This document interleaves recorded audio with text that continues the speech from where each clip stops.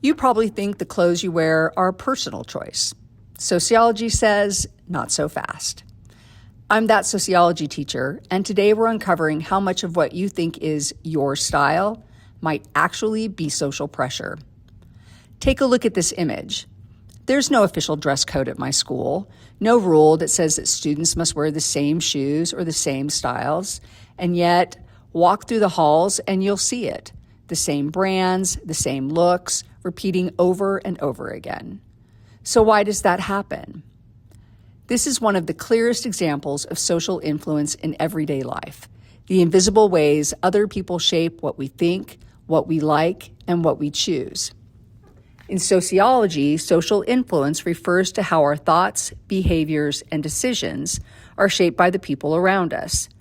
Sometimes that influence is obvious. Someone tells you what to do. But most of the time, it's subtle, quiet, unspoken. We follow along simply because everyone else is doing it. This connects to another key concept, conformity, changing what we do to fit into a group or match a social norm. Think about it. Why did everyone suddenly want Stanley cups? Was it thirst or was it sociology? Now go back to the shoe example. When you look closely, you start to notice a pattern. Every student technically has unlimited choices, but many of them end up choosing the same thing.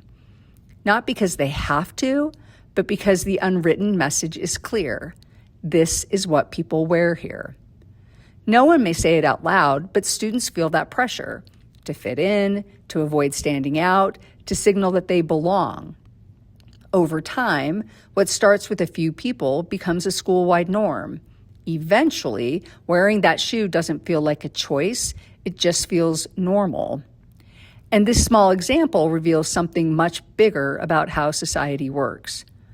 First, shared behaviors create social norms, unwritten rules that guide what's acceptable. Second, clothing is tied to identity and belonging, especially in adolescence. Matching your peers can feel like safety, connection, and acceptance. And third, influence usually doesn't come from authority. It comes from friends, classmates, and the groups we care about most. So even when we believe we're acting independently, our choices are constantly shaped by our social environment. And this isn't just about shoes. Think about music trends, social media challenges, slang in the way we talk, how we decorate our rooms, or what we think is cool. In almost every part of daily life, group norms are quietly guiding us. Sometimes we follow them to fit in, sometimes to avoid attention, and sometimes we follow them simply because they feel natural. We don't even question them. So that image with the shoes, it's not really about fashion. It's a window into how society shapes behavior, often without us ever noticing. And that's the heart of sociology. In this video, we saw how something as small as shoes can be shaped by social pressure.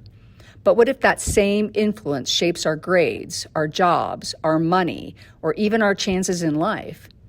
In the next video, we're learning how to see that bigger picture using something called the sociological imagination. Thank you for watching, and be sure to follow the link below to access the note catcher for this lesson, the social influence activity, and the key vocabulary.